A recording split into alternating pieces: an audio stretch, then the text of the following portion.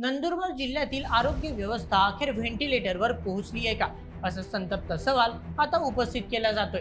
कारण जिल्ह्यातील तब्बल 32 पेक्षा अधिक आरोग्य उपकेंद्रे सध्या अक्षरशः धूळ खात पडलेली आहे.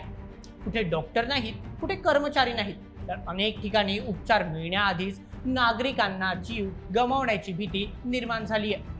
विशेष म्हणजे दुर्गम आणि आदिवासी भागांमध्ये परिस्थिती अधिक गंभीर बनली आहे.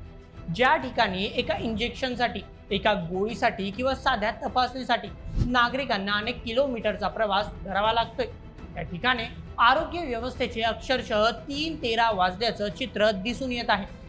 एकीकडे सरकार विकासाच्या मोठमोठ्या घोषणा करतं, जिल्ह्याला प्रगत बनवण्याचे दावे केले जातात, परंतु दुसरीकडे नागरिकांना मूलभूत आरोग्य सुविधा देखील मिळत नसल्याचा धक्कादायक वास्तव समोर आले. अनेक उपकेंद्रांवर मेडिकल ऑफिसर सह महत्त्वाची पदे रिक्त पडली आहेत. त्यामुळे अनेक ठिकाणी संपूर्ण कामकाज ठप्प झाल्याची माहिती समोर येत आहे. आता सर्वात मोठा प्रश्न म्हणजे, जर एखाद्या दुर्गम भागात मध्यरात्री एखादी इमर्जन्सी निर्माण झाली तर त्या नागरिकांनी नेमकं जायचं कुठे, उपचार मिळणार कुठे, आणि यासाठी जबाबदार कोण? तर नंदुरबार जिल्ह्यातील आरोग्य व्यवस्थेचा हा गंभीर आणि संतापजनक मुद्दा नेमका काय आहे? प्रशासनाच्या दुर्लक्षामुळे ही परिस्थिती निर्माण झाली का, आणि आता यावर उपाय काय असू शकतो? चला सगळं काही जाणून घेऊया आजच्या या अत्यंत महत्त्वपूर्ण व्हिडिओमध्ये. आजच्या बातमीचे लेखक आहे मेहुल मराठे. तर मित्रांनो, नंदुरबार जिल्ह्यातील सातपुड्याच्या दुर्गम भागातील नागरिकांना सक्षम आरोग्य व्यवस्था उपलब्ध व्हावी, यासाठी शासनाकडून गेल्या काही वर्षात नवीन आरोग्य उपकेंद्रांची उभारणी करण्यात आली होती. मात्र जनतेच्या सेवेसाठी उभारले गेलेले हे सर्व आरोग्य उपकेंद्रे सध्या धूळ खात पडल्याचे चित्र आहे.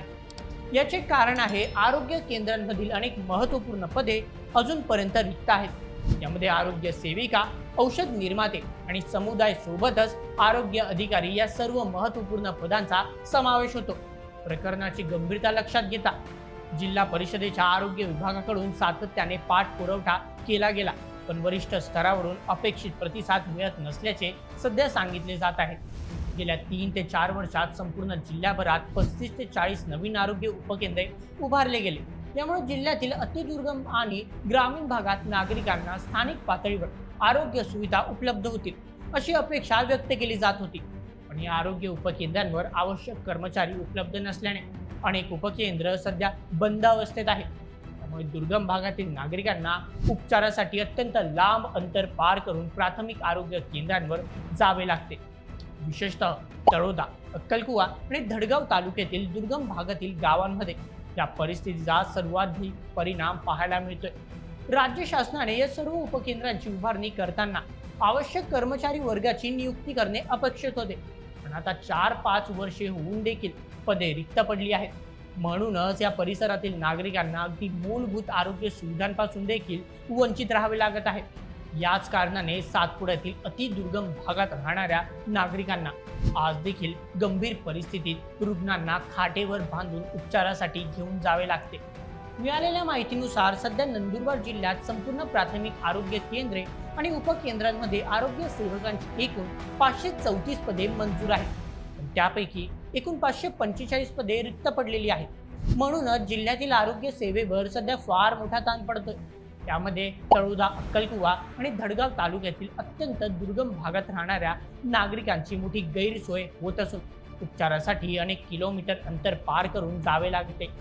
म्हणून आता रिक्त असलेल्या पदांवर तात्काळ कर्मचाऱ्यांची भरती करावी अशी मागणी संपूर्ण जिल्ह्याभरातून केली जात आहे. सूत्रांनी दिलेल्या माहितीनुसार जिल्ह्यात औषध निर्माते म्हणजेच फार्मास्युटिकल मॅन्युफॅक्चरर सोबतच समुदाय आरोग्य अधिकाऱ्यांची जवळपास 50 पदे रिक्त आहेत. त्यामुळे जिल्ह्यातील दुर्गम भागात आरोग्य सुविधा उपलब्ध करून देण्यासाठी प्रशासनाने तात्पुरत्या करारावर कर्मचारी भरती करण्यात परवानगी द्यावी अशी मागणी केली जात आहे. यामुळे आरोग्य व्यवस्था तर सुधारेलच, परंतु सोबत बेरोजगार तरुण आणि तरुणींना रोजगार देखील उपलब्ध होईल. गेल्या वर्षी संपूर्ण जिल्ह्याभरात आरोग्य मंत्रालयाकडून 40 नवी आरोग्य उपकेंद्रे उभारली गेली आहेत, पण यामध्ये तब्बल 32 उपकेंद्रे पूर्ण क्षमतेने सुरू होऊ शकलेली नाहीत. म्हणून अनेक ठिकाणी उपकेंद्रे प्रत्यक्षात बंद असल्याचे चित्र आहे. म्हणून परिसरातील नागरिक उपचार मिळवण्याच्या आशेने या उपकेंद्रांमध्ये येतात. सातत्याने कुलूप लावून बंद असलेली उपकेंद्रे पाहून ते परत फिरतात. अनेक वेळा वयोवृद्ध रुग्ण, लहान मुले आणि गरोदर महिला यांना तातडीच्या उपचाराची आवश्यकता असते. पण जर आरोग्य केंद्र सातत्याने बंद असेल तर अशा परिस्थितीत उपचार मिळवायचा कसा, असा गंभीर प्रश्न सध्या दुर्गम भागातील या सर्व नागरिकांमध्ये निर्माण झालाय. म्हणूनच आता जिल्हा प्रशासनाने या समस्येवर लवकरात लवकर उपाय शोधणे अत्यंत आवश्यक झाले आहे. त्याचप्रमाणे राज्य शासनाने देखील या मुद्द्यावर तातडीने पावले उचलली पाहिजे, अशी मागणी नंदुरबार जिल्हा परिषदेतील आरोग्य विभागाने केली आहे.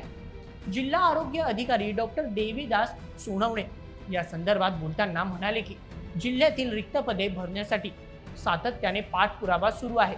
म्हणून आता उपलब्ध कर्मचाऱ्यांवर जास्तीची जबाबदारी टाकत आरोग्य सेवा सुरू ठेवण्याचा प्रयत्न केला जात आहे, असे मत त्यांनी मांडले.